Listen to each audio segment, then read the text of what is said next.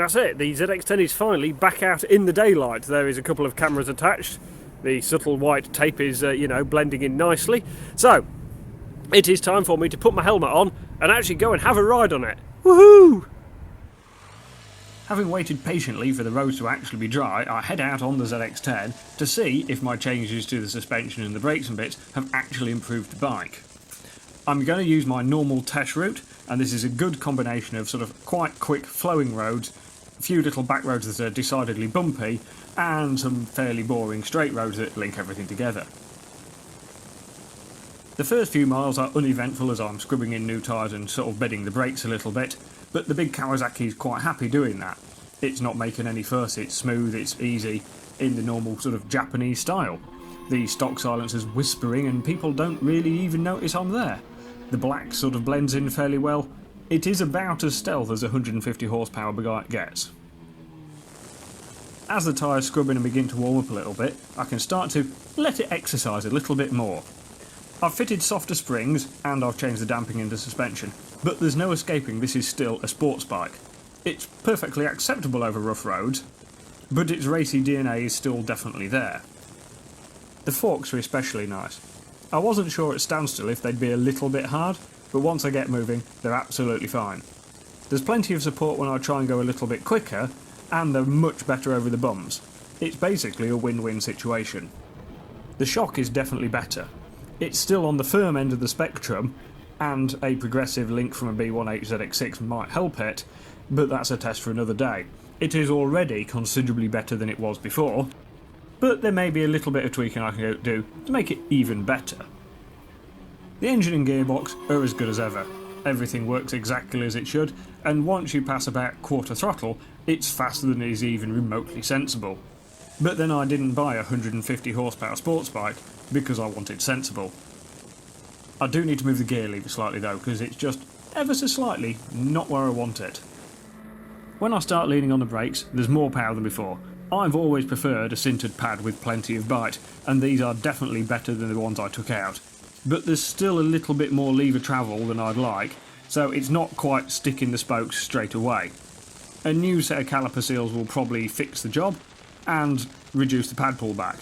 And then they'll be more eager to press my plums into the tank. There are two problems though. The first one is there's too much traffic, and the second one is the fuel light came on about as far from a petrol station as I could possibly be, so I had to be a little reserved in some of my riding. But it's fair to say the ZX10 is beginning to get me under its spell. It's comfortable and easy to use when I'm sat in traffic and just pootling along, and when I decide to let loose, it's still an animal. It darts from apex to apex and it just eats straight up for dinner. It is basically like being teleported. It's great! When I bought it, I was a little bit worried that it'd feel slow and old-fashioned and tame compared to newer bikes. But I shouldn't have worried. It's still brilliant, and exactly what I hoped it'd be. Compared to standard, it's still got all the good bits. The engine, the aggression, the comfort, and the usability. But now it's just more polished. It's better to ride. There are no downsides to the improvements I've made. And it's fair to say, I think I'm beginning to fall in love. So that's first test ride on the ZX10 done, and I have to admit there are some definite improvements that have been made. The way the forks work over bumps and stuff, they are still firm like a sports bike should be, but they have this nice plushness to them over the bumps, so you get a nice feel from them, but without the horrible jarring feel you sometimes get on, cheap crap forks. So they're definitely much better, and as a consequence of that, you don't get it kicking in your arms anywhere near as much as you used to. So I've still got the steering damper wound quite low, but we weren't anywhere near as unstable as it used to be, so that's a distinct improvement. The rear shock is still definitely firm enough. It is a little bit nicer and softer with the spring, and the damping is definitely improved, and the bike feels a little bit more alive because the shock's actually sort of working in the right place. So suspension wise, I'm really pleased. The bike still feels like a ZX10, it's just better than standard and still looks standard. Right, front brake, there is definitely more power in the front brake now. When you start pulling the lever, you definitely get a bit more bite to it. There is a little bit more lever travel than I would like, so at some point I will probably take the calipers off and replace the dust seals and oil seals in them so they're a bit like new, but no problem to ride around on. Could just do with that little bit more there, if that makes sense. And everything else on it is sort of exactly what you'd expect from a ZX10, especially with the pipe on it. It is quiet, so what you find is you're going incredibly fast, really quite quietly, like I'd imagine being teleported. Bing! All of a sudden I'm somewhere else. Brilliant! And everything else is as you'd expect from a ZX10.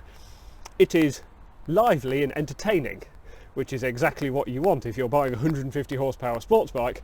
I don't want boring. What I want is lively and entertaining, and I have it here. I like the way the bike looks. I think it looks great. It's pretty comfortable. I've got reasonable room for my arms and my legs. The brakes work. I do need to move the gear lever a little bit because it is a little bit low, but the gearbox is lovely. Not that you really need it, because once you pass second gear, you're probably breaking the speed limit anyway. Everything works. Everything does what it should. It's lovely. I really like it. What I need to do now is actually find a slightly warmer day and just ride it a bit more.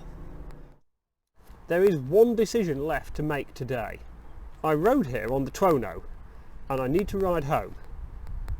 So do I ride home on the big comfortable Trono, or do I ride home on my rocket ship ZX10? Tell you what, I'm going home on the ZX10 because it's great. So thank you for watching, and join me again next time for some more motorbike fun.